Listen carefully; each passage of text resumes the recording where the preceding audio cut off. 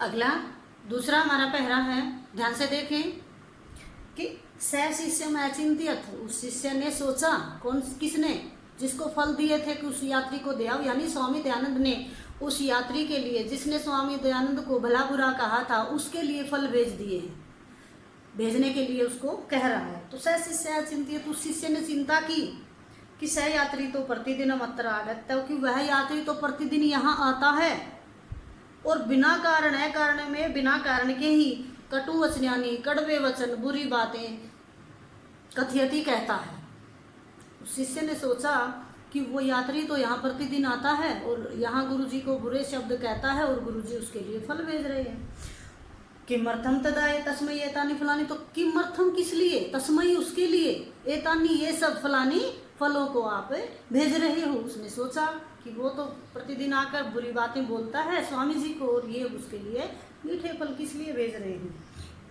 शिष्य से, शिष्य के भावों को, विचारों को अवगत्य, अवगत्य देखो यहाँ आया है, अवगत्य समझकर, अवगत्य समझकर, तो अवगत्य महर्षि में कथियत, महर्षि ने कहा चिंता मा करू, चिंता मत करो, तस्मय यात्री ने, उस यात्री को फलानी दत्वा आगत, उस यात्री को फल देकर आओ।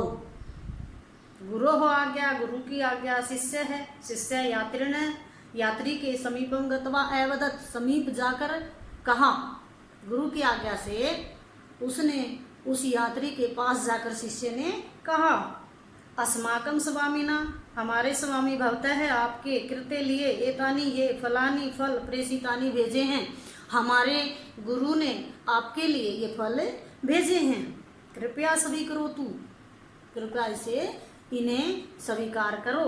स ऐसे विष्णु यात्री, वह ऐसे विष्णु असहनशील यात्री पुनः दुर्वचनानी है कथियत, और उस यात्री ने उस शिष्य को दोबारा बुरे वचन कहे। शिष्य महर्षि उपगत्य, शिष्य महर्षि के उपगत्य पास जाकर, उपगत्य पास जाकर सर्वम सभी वर्णितवान अर्थात बता दिया। जो वह शिष्य उस यात्री के पास गया था उसने वो सारी बातें उसको आकर महर्षि को बता दी। महर्षि में एकम संदेशम दत्वा, महर्षि ने एक संदेश देकर, दत्वा यानी देकर, पुनः दोबारा शिष्यम, शिष्य को तत्र प्रेषितवान, वहाँ भेज दिया, यानी महर्षि ने दोबारा फिर से उस शिष्य को कुछ कहा, संदेश दिया और वहाँ भेज दिया। शिष्य है तत्र गत्वा, शिष्य वहाँ चला तो गया, अकथियत, और फिर उसने कहा अस्माकम स्वामी कथियति, हमारे स्वामी ने कहा है कि भवतः है जो अमृत वर्षया, अमृत की वर्षा, बहुशक्ति, बहुत अधिक शक्ति ही नष्ट हुई है।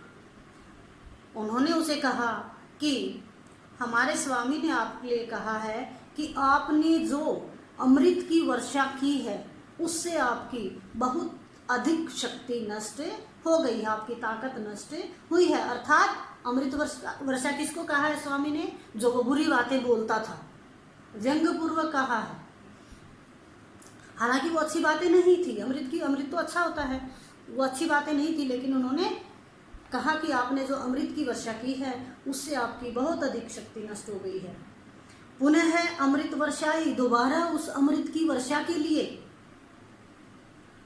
शक्ति प्राप्त, और शक्ति को प्राप्त करने के लिए एतानी मधुरानी, इन मीठे रस युक्तानी, रस से युक्त च और फलानी स्वीकृतु, इन फलों को स्वीकार करो। दोबारा अमृत की वर्षा आपको करनी है तो उस शक्ति को प्राप्त करने के लिए ये मीठे और अच्छे फल, रस से युक्त जो फल है स्वीकार करो। अर्थात आपको गालियां तो दोबारा भी देनी है, बुरी बातें दोबारा बोलनी है, तो आप में ताकत आ जाएगी और आप ये फिर से खाएं। एतत् श्रुत्वा, यह सुनकर स यात्री, वह यात्री लज्जित बतुआ, लज्जित हो गया, धावित हुआ, दौड़ा, च और महर्षि के समीपम पास, आगच्छत आ गया, पादयो हो पैरों में, च और पतित्वा गिरकर, अकथियत कहा। ऐसा सुनकर वो जो यात्री था, जो बुरी बातें बोलता था, वह लज्जित हो गया और गुरुजी के चरणों में आकर उसने गिरकर कहा क्षमस्व महर्षि, हे महर्षि मुझे क्षमा करें, मुझे माफ़ी दें। अहम अपराधी अस्मि, मैं अपराधी हूँ।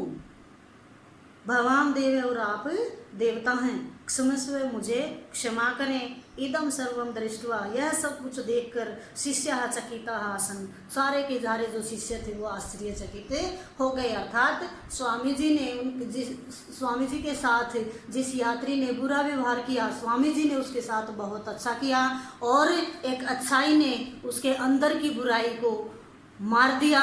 उस व्यक्ति को बदलने के लिए स्वामी दयानंद जी ने अपने व्यवहार से, अपनी सहनशीलता से उसको, उसके आचरण को बदल दिया, उसे एक अच्छा व्यक्ति बना दिया।